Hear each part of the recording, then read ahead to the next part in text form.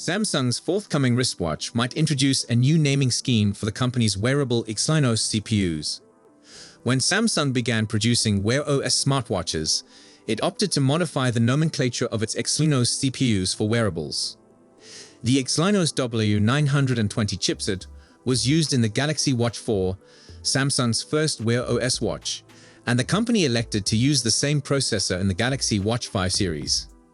The Galaxy Watch 6 debuted an updated chip named the Exynos W930, and with the same predicted for the Galaxy Watch 7 series, we expect the next chip to be called the Exynos W940.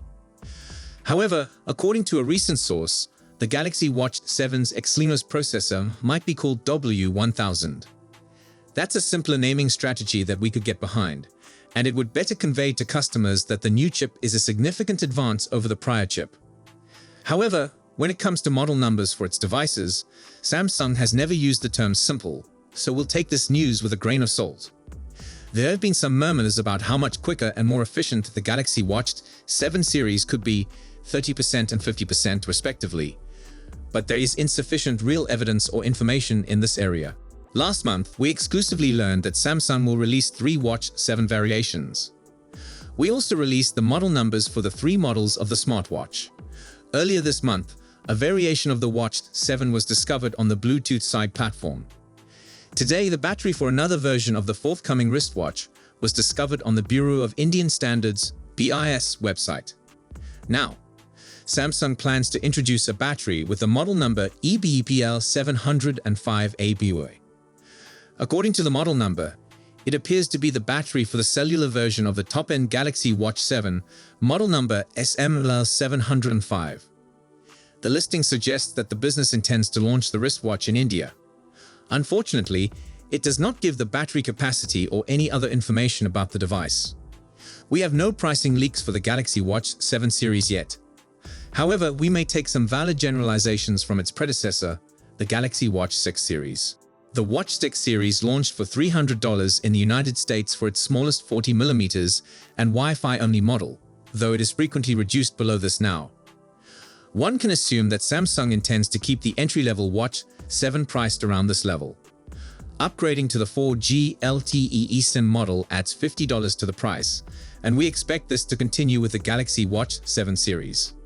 The Galaxy Watch 6 Classic begins at $400 in the United States for its smallest 43mm Wi-Fi only edition. You may anticipate one of the other 2 Watch 7 versions to approach this pricing point.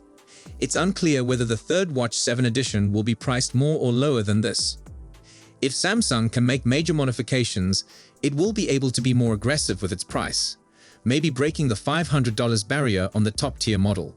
If you're searching for a quality smartwatch right now, the Galaxy Watch 6 is still an excellent choice.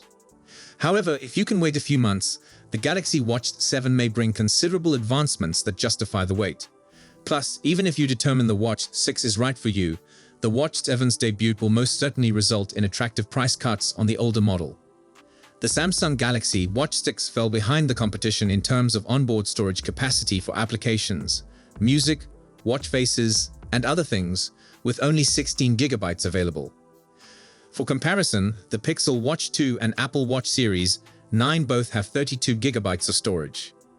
Given that we now have a couple of rumors confirming a 32 GB storage variant for the Watch 7, we may expect Samsung to address it this year. They also emphasizes Galaxy phones above other Android devices, which is unsurprising, but we'd like to see this change. The Galaxy Watch is undoubtedly one of the finest, if not the greatest, Android watches for general-purpose use. Therefore, Samsung should not limit its reach. What functions are presently unavailable to non-Samsung smartphone owners? There are 3 major features available solely to Samsung phone owners: on-demand ECG readings, blood pressure detection, and abnormal heart rate alarms. To access these sophisticated capabilities, you'll need the Samsung Health Monitor software, which is only available in the Galaxy Store for Samsung phones and tablets. The Samsung Galaxy Watch 6 and Pixel Watch 2 are essentially the gold standard devices for wearOS, given their great features and widespread popularity. While the Pixel Watch 2 and Watch 6 have some interesting color options, the Watch 5 Pro does not. We'd like to see that change with the Galaxy Watch 7 Pro. Instead of just black and silver or black and gray, add a pop of color.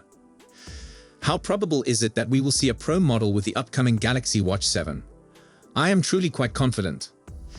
For those who are unaware, with the relaunch of the Classic line, Samsung previously stated that Classic and Pro will be rotated out annually in the future. This year, we saw a Galaxy Watch 6 Classic, so we may expect another Pro variant next year. So, thanks for watching. Until next time, take care and stay awesome.